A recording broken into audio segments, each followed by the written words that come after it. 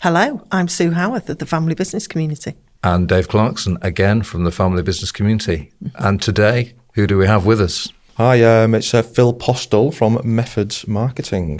And I'm Rich Quelch, Methods Marketing as well. We come as a duo. Indeed. Like Ant and Dec. Actually, we were Ant and Dec. Oh, we still are Ant and Dec. Well, we are the Ant and Dec, but also we often get coined as the... Dave will cringe at this. We used to get coined as the Kirsty and Phil. Nice. Nice. Love it. Yes. Anyway, so, welcome, guys. Thank you. Thank you. So, good to see you. Yeah, we have been searching for some time for a whole series of partners to join Family Business Community to really support all our family businesses that we act for across the UK and parts of the rest of the world now. And Absolutely. I guess we came across you guys 3 years ago under John Good Group, and we'll come back to that in a moment. And then sort of introducing us to Methods, and I have a background in brand, and then as soon as you started introducing what Methods was and what it was all about, I went, I love this. So really, we need you to be part of FamBiz. We need you in as one of our partners to support. So I guess really the discussion now is to find out more about the backstory to Methods, how that's come about, and really how that's going to work with the families that we engage with, because I think there's a need, but I think there's a great fit for some here. Absolutely. And I think a really good starting point is because our first connection to yourselves was through John Good Group. And that's probably a really good place to start, Rich. Yeah. So, So, I mean, from 3 years ago when we sat in our old offices at the time, our interim offices before we moved into our Quarry House, house of residence, we actually are employed by John Good Group. So John Good Group is a 192-year-old family business, still family owned, sixth generation now. And at the time when I joined, John Good had handed over his shares to Tim. So Tim is the second son, and he is now the full majority shareholder of John Good Group. So we are part of a family business, an incredible business really. I can get really passionate about it in terms of its social impact that it delivers, but ultimately we are a group of now 10 organisations, 10 operational businesses within the group, one being Methods. That's why we're here today. And the John Good Group, in terms of its dynamic, and Phil and I have worked with family businesses now for, combined about 18 years worth now. And we felt as though because of our expertise when it comes to marketing, Methods started to take centre stage really with the conversations internally around the fact of the matter is we are a marketing go-to-market consultancy within John Good Group for the 10 operational businesses. So why not flip that out and work specifically with family businesses when it comes to B2B? And take us back then to the family business side of things, because obviously with Sue and I, it's not just about running the business, it's the whole family element. It's the emotion element of it. So you've been part of family businesses for a number of years. What's your take on family businesses? Well, Phil will have an opinion on this as well, but I think the biggest one for us, particularly with the John Good Group, we've joined as non-family members. So we're not part of the Good family, and that's quite a big thing for a family business to give responsibility to non-family members, and that includes Adam, the CEO. I'm the chief marketing officer of John Good Group, and Phil's head of creative for John Good and the strategic creative director for Methods, and we're given that responsibility. But as long as we take the values of the individual or the family members who want to thread that through the business, we are given the autonomy to basically grow the group of companies with respect and understanding the dynamics of a family business. Because you can imagine, you will see family business day to day and the dynamics that it may have, whether that's positive, whether that's fractious, but trying to get family members around the table to come to one agreement. I've seen it for the past 10, 11 years with the family business that I've worked with. And I enjoy the challenge of guiding a family business to the right area and the right execution when it comes to go to market. So that for us is that dynamic, isn't it? Yeah, I think so. I think when you walk into a room of any family business and you've got the structure in place, you're coming in and you're being sometimes the voice of reason, basically. You can see things impartially from what they can. And there's always going to be politics at play with the family members in that room, and there's going to be history as well. So sometimes it's a little bit of a therapy session when you're in there, trying to get everybody on the same page and say, right, okay, then what's going to move the business forward? What do we do? Let's remind ourselves of what's got us here in the first place, but we need to figure out how we're going to progress from here. And I think having an outside influence to come in who've got the legacy experience of working within a family business and for family businesses, it puts us in a really strong position to help support people who are not necessarily masters of that skill set. They're great at what they do, but they potentially haven't got the experience or the wider knowledge to help take the business beyond where it currently is. I can imagine some of your discussions are really similar to ours in a way when ourselves and the team are working directly with family businesses. You've got that real emotional side, but then there's the rational, there's the business. It's moving it forwards and it's taking those principles and and those values sort of to make. I suppose there's the family values, but then are the business values fit for purpose for the future of the brand? Yeah, I think with the values side of it, you're touching a good point there, basically, because there are family values. Yeah. But there are also business values, and sometimes they don't necessarily align. Well, that's often actually because we have this family values actually become family principles, because I would imagine, go back to John Good Group, 6 generations. What tends to happen is back in that time, then the values that were right for that time are not fit for purpose now, but everything about that code of practice of those original values stay true. So they become almost like they're the family principles. You then born out from that business values that then are fit for purpose for now, for the current day and the future. So there's a development, but you do all that work now as well, don't you? Well, that's it. I mean, when it's about 2.5 years ago when I joined, and one of the first conversations that I had was just understanding what our values were at John Good Group, that influence all of the operational companies, including Methods as well. And it's the people, planet and performance, basically. And that's our guiding light. And I think when you come to these sort of tokenistic taglines, sometimes people don't really live and breathe them, but the reality is we actually do, basically, and we do that especially from a charitable point of view as well, which actually ties quite nicely into our approach when it comes down to working with new clients from a Methods perspective, because we have an opinion where we don't want to spread ourselves too thin, basically, and then not give people the value that we know we can do. So we'll only take on 4 customers at any one time, which sounds like the worst scaling model of all time, basically. But the reality is it allows us to go in and then really look after, from a consultative point of view, every family business that we engage with. And we also have the 4+1 model. I was going to say there's the 4+1 model, which is really good. I know previous to this we've had that discussion, haven't we? But just picking back up on so people, planet and performance.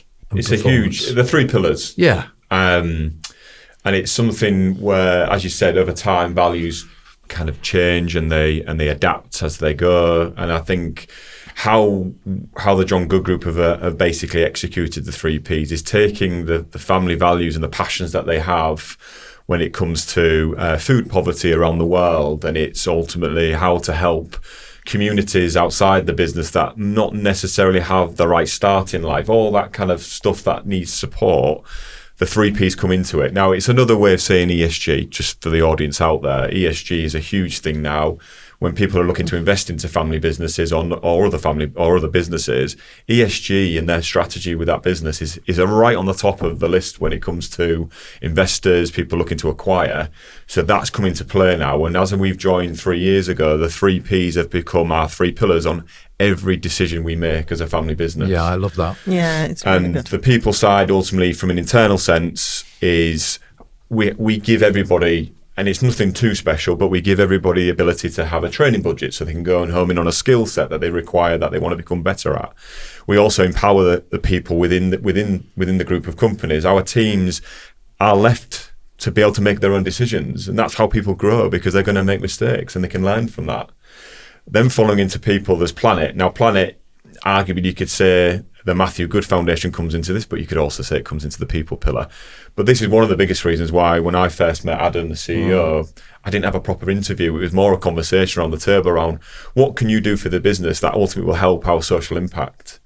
So the Matthew Good Foundation comes into to play ultimately when we drive growth, and we're not ashamed to say that. And that means we become more profitable, and our EBITDA value goes up, and that's really brilliant for the stakeholders and the shareholders. But ultimately, that has a massive impact on the Matthew Good Foundation and our social impact, because a percentage of our profits are basically go into the Matthew Good Foundation, then to be distributed to micro charities across the country. Could we just ask for the audience, really, the Matthew Good Foundation, just the connection to John Good Group, if that's, my hair's sticking on the back of the neck now talking about it, and I don't really have a connection with Matthew. And ever since joining, the story that is told and how the travesty came about, ultimately Matthew was set to take over from John. So Tim was second in line. It was actually Matthew, the first son, was ready to take over John Good Group. He was a huge athlete, an amazing long distance runner, very passionate about social impact, and he basically was doing the Humber Half Marathon. It's a local half marathon where the John Good Group offices are in Hull. And he got into a bit of trouble towards the end. He was on for a personal best because obviously he was a very good runner. And unfortunately, he got into a bit of trouble on the bridge where he actually he collapsed. And his treatment, unfortunately, was the wrong treatment. He should have been given salt rather than water. Right. Ultimately, from a dehydration perspective, he needed salts back into his blood. And unfortunately, passed away on the bridge. As you can imagine, from a family circumstance, that is a crossroads for a family business. That is the next son was in line to take over. What age was he? It's a really good question. Early 30s. I think he was 31. Yeah, so quite a young age. Quite a young age, and he was being basically moulded, ready to take on the John Good Group, and that's where the Matthew Good Foundation was born. It was already there anyway. Matthew was trying to create this strategy around social impact, but what a beautiful thing to do, to have something not only to have in his name, but actually the sheer amount of profit that we give into the Matthew Good Foundation. And we're now growing quite dramatically, but we're not a big blue chip. So I think we box above our weight, really, in terms of the profit we give away when it comes into the Matthew Good Foundation. And not only that, the employees, we employ approximately around about 230 to 240 now across the country through growth, organic and acquisition. But everybody has the ability to give away every year £2,000 in their own passion, their own charities they have a link to. That for me is phenomenal as an employee, to be able to give £2,000 to a charity. Yeah, no, it is. It's a lot of money. That empowers you then to go, do you know what? Yes, I get it now. People, planet, perform. If we perform and we grow. So let me just get this right. So £2,000 per person. Yeah. That's amazing. It is amazing. We're talking to businesses and said, oh, actually, we allocate £50 each to each employee, but £2,000. Wow. Yeah. Okay. Well, that comes back to family business. Yeah. But we're here today, obviously, it'd be great to learn more about methods and supporting the family businesses within our community. So I don't know, Phil, tell us a bit more about, with methods, sort of where, if I was a family business, what's the first point of call? What would happen? Well, I think it's recognising kind of where you're at, basically, as a business, and then being sort of open to somebody coming in to support you. And a part of our process is to come in and we have what we call a discovery day, essentially. And during that day, we sort of get to understand where the business has been, what the current issues are, and get under the skin a little bit of what the potential is to make some changes in the future. And during that time, if the chemistry is not right, and we don't feel like there's a place to work with each other, quite often we'll just say, thank you very much, great to meet you, and that's that, basically. It's like a no obligation to progress with each other at that point. But quite often we find that family businesses do require that outside help. They do require that outside knowledge. And between Rich and myself and the other suppliers that we bring into the fold once we actually start to support a company, we've got about 40 years now, I want to say. Makes me feel really old. Like, you are quite old, to be fair. Yeah, it's about 40 years. About 40 years worth of experience between a CMO and a creative director. And can you imagine if you're in a family business and you've maybe got a very small marketing function, and then you are trying to bring that level of expertise in with that level of experience? We're talking about a lot of money. We're talking about a few £100,000 to cover their salaries, and it's understandable why it's a difficult thing to achieve. Yeah. So having us to be able to come in and then offer that advice and then be able to set that roadmap out of where you should go over the next 90 days, basically, because that's the way that we tend to do it. We'll give it like a 90-day sprint, and then we'll put together a marketing plan, basically, and then we'll start to roll it out from there. So day one, bringing you in, so we get you two. That's it. And I'm not saying, is that it? Dave? Is that it? I'm talking about, so we get, you know, He has such a way with words. So we get you two coming in, and day one, that whole discovery day, as you describe it, then all of that comes out of that session. Yeah, so it's an interesting one. So Phil allude to the Discovery Day consultancy. That is ultimately what, as Phil eloquently explained, is it's just a kind of a over the table, let's understand the family dynamics, let's understand the business. What do you actually want to do with the business? Because that's really important. What are your struggles? Now, we are ultimately go-to-market experts. And I say that carefully because we don't get mixed into a marketing agency. I will look at front of house and back of house when it comes to a business, because that all feeds into the brand experience, the product experience for the customer. I need to understand that, and then Phil needs to understand to commercialize that proposition. From that point, we understand the full, I guess, to a certain extreme, 30,000 foot view, all warts and all of a business. So who's your big players within the company? Who's your competitors outside the business? How do you process an order? Everything we need to understand, because that then allows us to go away and go, right, you actually need, that's the next stage, is it a proposition development day? Yeah. Is it a marketing go-to-market strategy day? Is it a brand execution day? What is it? Because we don't sell stuff, or we will never sell a service just to sell a service sake. Yeah. So it's not sort of, look, we walk in, we've got a process, and we follow this process.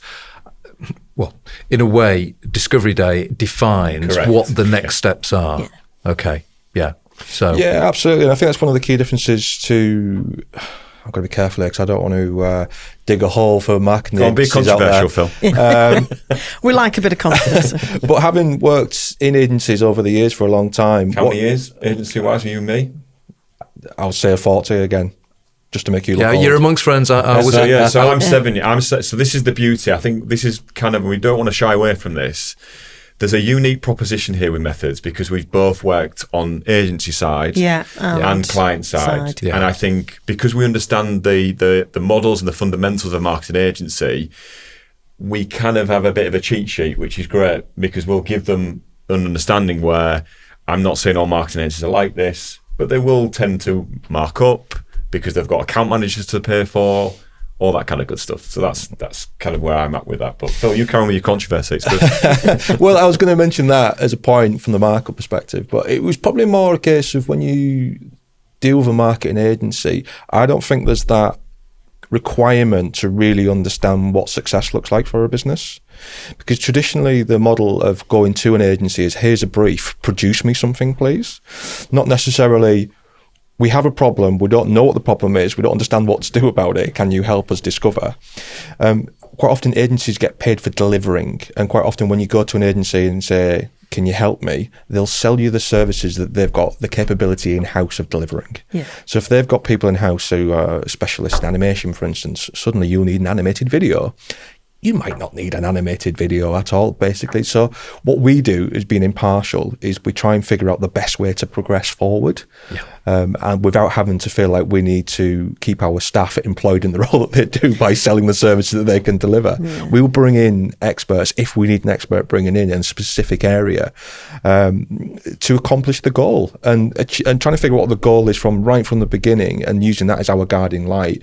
That's what will ultimately fuel all of our subsequent decisions, really. Yeah, I'd say it's really interesting because quite often there is that analogy of, you sort of go to market and go, I think this is what we need. And actually, when you do the purpose of the discovery day and really getting under the skin of that business and through, is actually to discover what they might have thought they needed isn't what they needed at all. It's to get to where they want to get to. So I can see sort of that purpose of the discovery day. I think where we come at from an angle, and I say this with a lot of passion, is we're not afraid to challenge owners of businesses, because we're a fresh pair of eyeballs into the environment. But that's what they want, Yeah. and we found over the years with all of our families, you bring the people in. We talk about the experts, the people that have been out there. You brought in to tell them they are wrong, tell them where they're thinking right now. It's the wrong thinking. That's kind of what is required, rather than. And I've been in that background from brand and marketing previously. And you just walking into something and they're saying, what we need is, okay, if that's what you need, we'll just deliver that and take the cash. Thank you very much. Yeah. Rather than that, you're saying, okay, we need this. Actually, now we've heard the story, you don't need that at all. What we recommend is this, and here's why, and this is what it's going to do for you. We have to challenge, don't we? That's in our nature to challenge. And Phil, I annoy him sometimes because I challenge Phil a lot, and he challenges me. We're not perfect, but we hold family. It sounds businesses. like a marriage. Yeah, you're right. Well, that's the point of a good working No, it is. relationship. It is. Dave and I, Yeah. will challenge each other, and that's a good thing. It because is, and that's you've what got keeps to get to the answer. You're right. You're Yeah. completely right, and that keeps us on top of our game. But actually, importantly, is it's all in good challenging business owners, family members around the board table around what they think's the right thing to do to go to market. But we don't go with just our opinion. So we can get quite passionate about opinions, can't we? We're not necessarily we're always right. But what we do is via that consultancy day, discovery day, is we actually do a bit of digging around the industry and the market they're in. So we look at data, and you can't really argue against data. And we fuse that with a go-to-market strategy and actually commercialise their brand and their products that they've not done particularly well with. When you fuse the two together, that's a recipe for, or should I say, that's the method to be able to grow a business. So we will hold them accountable. We'll bring data to the table to give them the right decision, feel comfortable and confident that what we're talking about is right. But we bring our 40 years worth of experience to B2B businesses, because we can get passionate about B2B. We've worked with a couple of B2C, but where we sit and where our niche is B2B businesses who genuinely need, where they're looking for that step change and growth. And that's where we come in.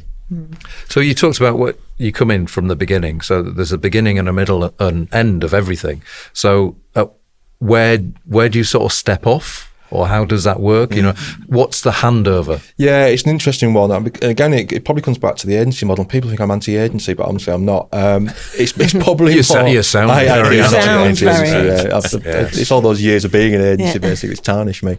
But no, it's a really good question, and I think it's probably one of the key benefits of using someone like Methods, where we can come in and we have what we call the 90-day sort of sprint to get things off the ground. But during that process, we basically assess who's in the business, who's going to continue doing what needs to be done once we step out, basically. And sometimes there will be people in the business who have certain skill sets, and we'll say, right, okay, then we're going to support you and give you what you need to know, and almost like train the in-house family members or staff members to continue that good work and fully equip them, basically, with everything that they need to do from a strategic perspective to continue that good work. Sometimes there is a conversation to be had saying, you know what, you need to employ. You need to bring someone in, basically, because you haven't got that function in-house, and this would fall away without that as being a problem being solved, basically. So we have our what we call the sell-by date, basically. Okay. And we do basically put ourselves out of work to a degree by saying we will work for you for this period. We will make sure that we transition, support you. You can take over the reins. Of course, we're going to come back in and help and consult as the years go by, but there is that. You're not going to be reliant on us forever. we're going to try and help you help yourself. And I think, that's, the whole thing with how we work as well. There's a time and a reason and a life cycle of the time that you work with the business, and then you can step away. But actually, more often than not, you sort of, we get it. I don't know whether I'm sure you will. Is where you step away and there's the reaction. What, you're not coming into support us anymore, and it's you have it is a life cycle of a journey to go through. It is, because I know we find that you step in and sit around that table, but don't get comfortable. Yeah. The moment someone gets comfortable, then they're not being effective, and it's at that point, you step out again, don't you? Absolutely. So you take it to a stage. You agree on a time when it's the right time to step away. But I guess you're always going to be there just to oversee. A bit like Sue was saying with us, is they like that reassurance. So you're kind of, I think it's the accountability. Still be there. Yeah, we're there in the background. Yeah. There will be a regular monthly get together where we go, where are you at with the plan? Yeah. And where's the results? What's the ROI that you're investing in those certain channels? We will go through all that analysis with them on a monthly basis thereafter as we've stepped away. It feels quite perverse at the fact that we do step away after 3 or 4 months, but we're trying to get away from that model of, we've got a retainer for a year. To me, it feels a bit like, do you actually give your maximum value over that 12 months? I actually think with the energy we bring, we do deliver within 3 to 4 months what a company needs. And that's execution, that's the plan, that's the channels that they need to utilise. You come in and make an impact on it. And then I love that 4+1 kind of idea. So we need to talk up about that as well. Explore the 4+1. Because you've introduced this as well by saying, actually, we only work with 4 businesses at any one time, and everyone will be going, that's not growing a business. If you get really successful, you have 4, you have 8, you have 12, and I can do my sums. It just I'm very impressed for a friend. I know. But so 4+1, talk to me about that, because I love it, and others need to be aware of it. Well, I guess it's the +1 really, isn't it? Is the elephant in the room, and starting with that and then working backwards. I suppose it's then also trying to tell the audience about the 4. You're right. It feels a bit backward of the fact that on round numbers we will work with full time with 4 businesses, because we know the energy that you can give to an organisation rather than having, again, the marketing agency model where there's 20 clients and ultimately they are picking different services and your energy is being spread thinly. Yeah. That's not saying that we don't work with businesses more than 4, because we may do a workshop, which is just a standalone workshop, and that'll be it, and done with the business, and they've been given their IP, a big document at the end of it, and they can walk off with it. There's also coaching. So we actually offer a service where we can coach the marketeers within the business and owners of the business to understand how they can utilise different marketing and go-to-market strategies and implement. So, but from a 4+1, we will work with a client if it's a fully blown 4-month scale, it's 4. But the +1 is something that we've taken from where the basic principles of John Good Group, and the +1, and we can get really passionate about this, can't we? We've already delivered a +1 already, which feels quite back to front because we've soft launched methods this year, but we've actually worked with the +1. Now we keep saying +1, but the +1 is a charity or initiative that will have a social impact on a community, but we will do that basically out of the profit and the time and the energy from methods to help a charity or to help an initiative that has a social impact on a community. So recently we've worked with Find. So Find are local to the John Good Group. I say local because John Group across the country now, but in Hull there's 2 villages, Cottingham and Hessel, and essentially they help their students who are severely autistic to give them their own independence through the day. So they actually walk into the building and find, and it's their own time. They're a grown adult. They get their independence. And we met the ladies, didn't we, a couple of years ago, and they needed help around brand positioning,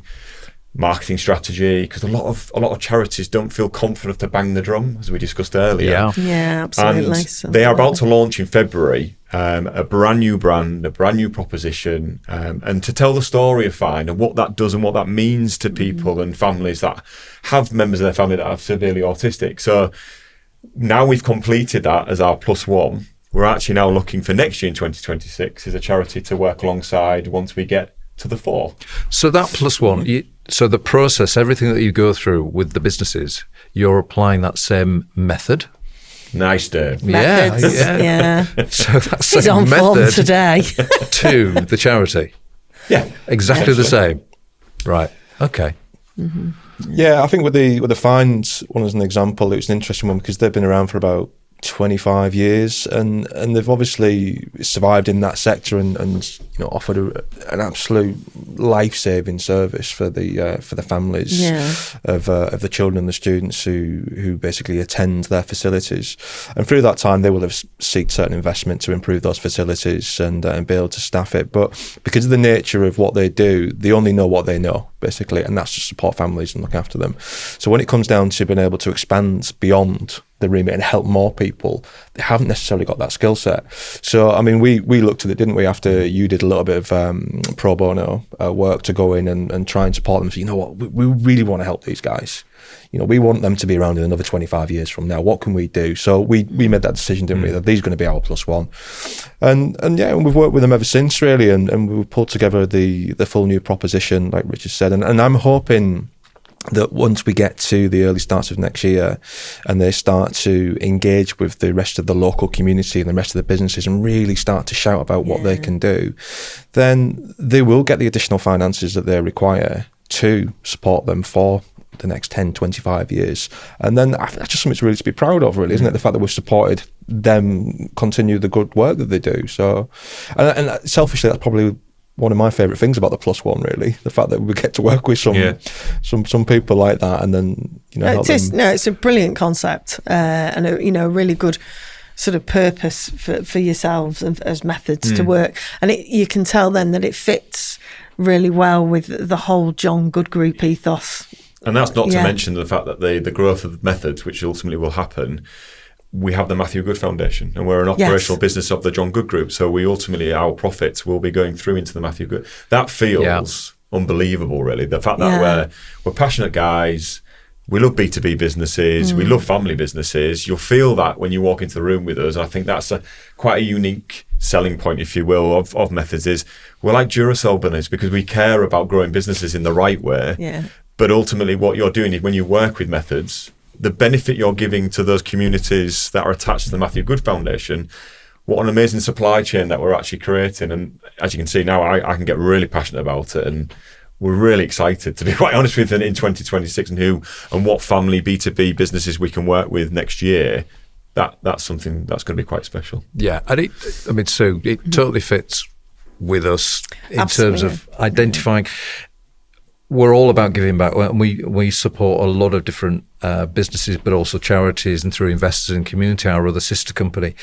This fits so well on both sides.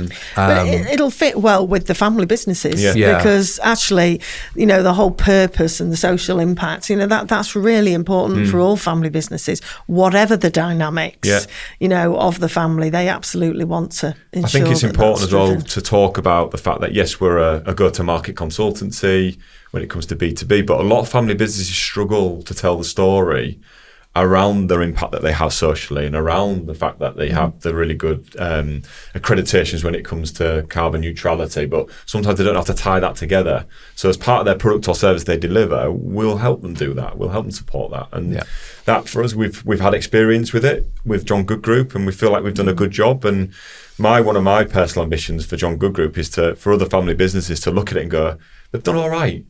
We could do with something doing like that. And I think Methods come into that quite nicely. And the fact that we have this impact wrapped around us that we can have on communities and initiatives around the UK, that for me feels like it's a really nice method. It's a great, we got there again. We got there again. We're all going to get methods in, aren't we? Yeah. I think as well, if you think back to what you're actually demonstrating, what you're saying you're wanting to work with other family businesses on, because you're demonstrating it through John Good Group and the Matthew Good Foundation with Methods. Well, weirdly, you make a good point, because I said to Rich when we first started talking about Methods about a year and a half ago now, and that's hence the soft launch this year, is that we had that much to do within the group that it's kind of monopolised our time, really, because we had the big vision, and obviously we're supported by the rest of the chiefs and the fantastic people at John Good Group. But we had 9 other companies to address first, didn't we? Before we kind of got to then rolling out in methods as well. So we've kind of had our hands full for the last year and a half, but we have been practicing what we do preach. Yeah. Well, we remember coming in and back our first probably conversation 12 months ago when you went 3 years ago. Yes. You were sort of like, it was almost Yeah. like there was things you wanted to talk about, but I can't talk about them. Yeah. And I go, oh, that's our life. That's kind of basically what we have to do. But most of what we do, we can't talk about. But actually, they've got something, and you introduced it, but then it was and then you disappeared off for a time. Yeah. And it wasn't quite right. The timing of it, I think it was more the fact that I've used Phil's terminology, we need to sort our own house out, which ultimately was when we first joined. John Good Group had a proposition that didn't really lend itself to the next 192 years. So that it was I can remember it was in Hull University, Adam and I, the CEO, and we had whiteboards around us and we were just scribbling, what is the proposition of John Good Group? And we landed on growing businesses together because ultimately that's what we do. And then we can tell the story of the 3 Ps. So case in point, I guess the elephant in the room when it comes to growing and go to market is probably our travel division. That for us was the one thing for me was my objective as the CMO coming in was how do we grow this travel division? And I joined, I think it was around about 18.5 million. It just got back to pre-pandemic levels. Yeah. Because the travel industry obviously was hit very hard. And my job was how do we digitalize this product and this service essentially, this B2B service, because it was corporate travel. And we went from 19 million and then we organically grew to around about 26, 27. Then we bought another business that took us to 37. And then we acquired CT Group and that then took us to, we should just shy of 96 million by the end of 2025. Which, from a journey of 3 years, that isn't bad going. And I think what we've done in terms of a B2B family business, specifically talking about travel, Phil and I have wrapped our arms around it from a go-to-market strategy, brand commercial IP, and give it its organic growth that it deserves because we knew there was such potential there.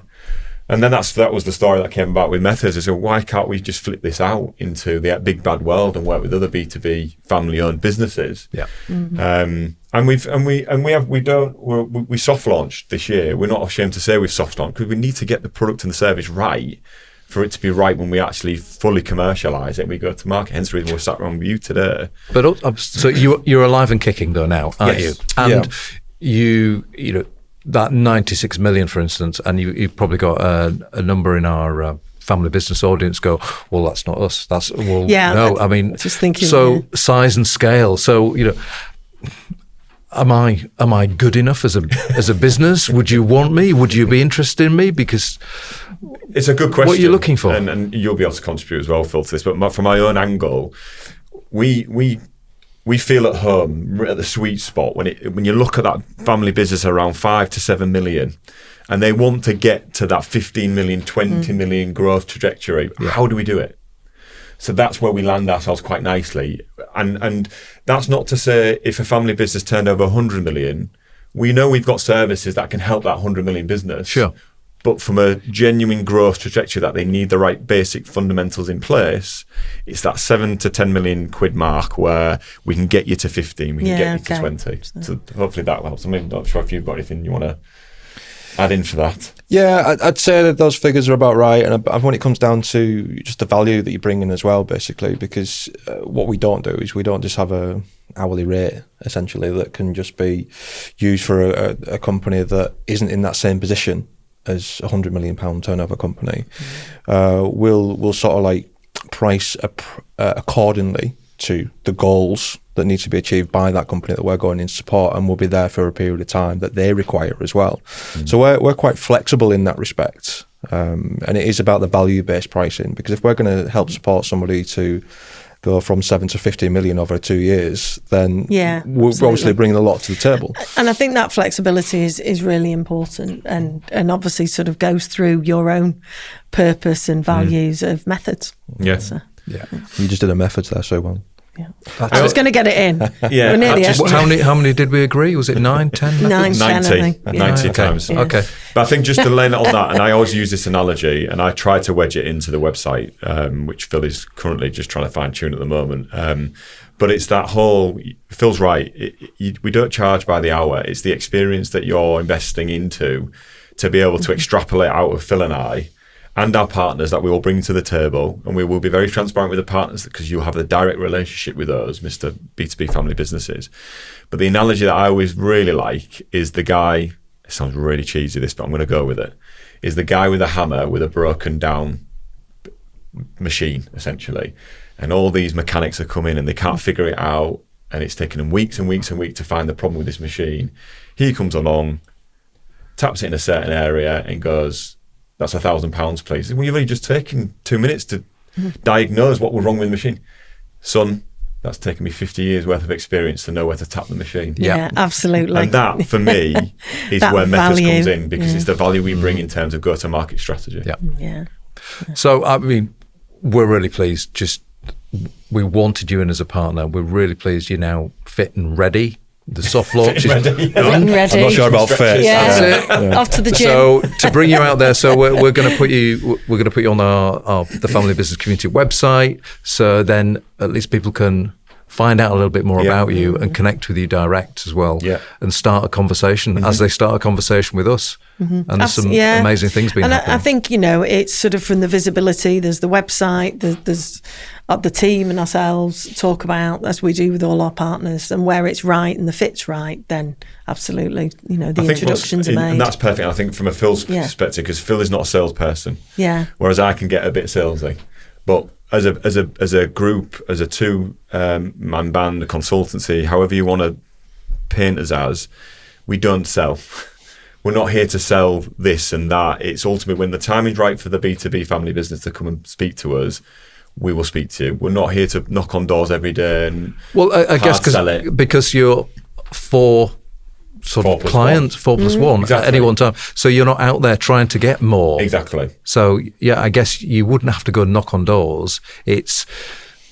I guess you'll find each other in Correct. terms of the businesses, Yeah. and you go, right, this is the business to Well, work with. it's their own brand. Yeah. You're working on others, but this is your brand to Yeah. with methods to push out. Would you Okay. say that was fair? I would say that was fair. Yeah. Rich, Phil, thank you. Yeah. Thank Thank you. you very Appreciate much. it. Thank you. Thanks, Okay. Yeah.